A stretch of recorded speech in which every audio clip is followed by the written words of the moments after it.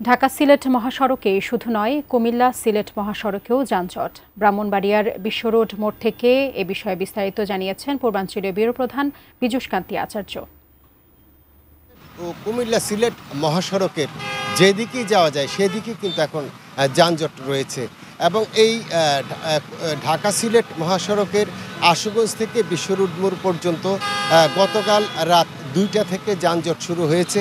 এখন পর্যন্ত কিন্তু যানজট চলছে। আমরা কিছুক্ষণ আগে দেখতে পেয়েছি এখানে কিন্তু সেনাবাহিনীর সদস্যরাও আসছেন এই যানজট নিরসন করতে এবং হাইওয়ে পুলিশের কয়েকজন সদস্য কিন্তু এখানে আসছেন যানজট নিরসন করতে। কিন্তু এখানে আমরা যেটি দেখেছি যে এই এত পরিমাণ যে এখানে যানবাহনের সংখ্যা, যেখানে তাদের কিন্তু হিমশিম খেতে হচ্ছে, কিন্তু যানজট খুব একটা কমছে না। কিছু তথ্য দিয়ে রাখি যে আশুগঞ্জ থেকে আখাউড়া স্থলবন্দর পর্যন্ত 4 লেন প্রকল্পের কাজ শুরু হয়েছিল কিন্তু 2020 সালে।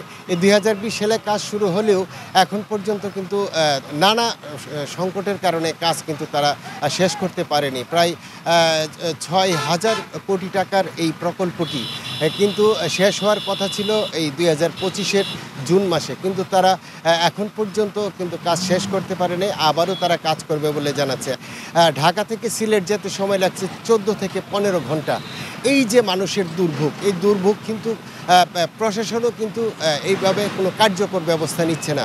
এখানকার সাধারণ জনগণের সাথে আমি কথা বলেছি, তারা যেমনটি বলছেন এই দুর্ভোগ লাঘব করতে সরকারকে এগিয়ে আসার জন্য কিন্তু তারা দাবি জানিয়েছেন।